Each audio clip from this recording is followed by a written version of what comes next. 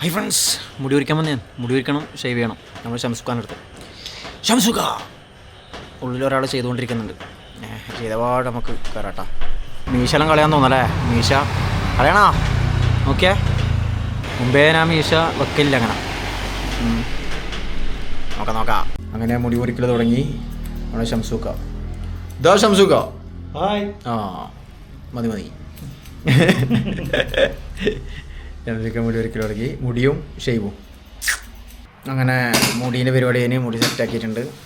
ഇനി ഷെയ്വിങ്. മീശ കളയണ്ടെന്നാണ് ഷംസുഖ പറയുന്നത്. അതാ വേണ്ടി മീശ വെക്കാനാണ് പറയുന്നത്. ഏതായാലും ഷെയ്വ് ചെയ്തിട്ട് എങ്ങനെ ഉണ്ട് നോക്കിയിട്ട് മീശ വെക്കണോ വേണ്ടോ തീരുമാനിക്കാം. മീശ ഹാഫാ പൊതുവേ വെക്കില്ല. അതായത് ചെറിയ പോയിന്റ് ഇല്ലേ, പോയിൻ്റെ വെക്കൽ പൊതുവെ. ഞാൻ ഇങ്ങനെ വലുതാക്കി വെക്കില്ല.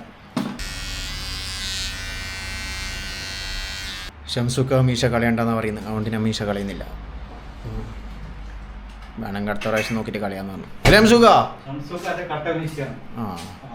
ഷംസുഖ മീശൻ്റെ ആളാണ്. ഷംസുഖൻ്റെ കട്ട മീശ. ഷംസുഖറിന് മീശ കളയണ്ട.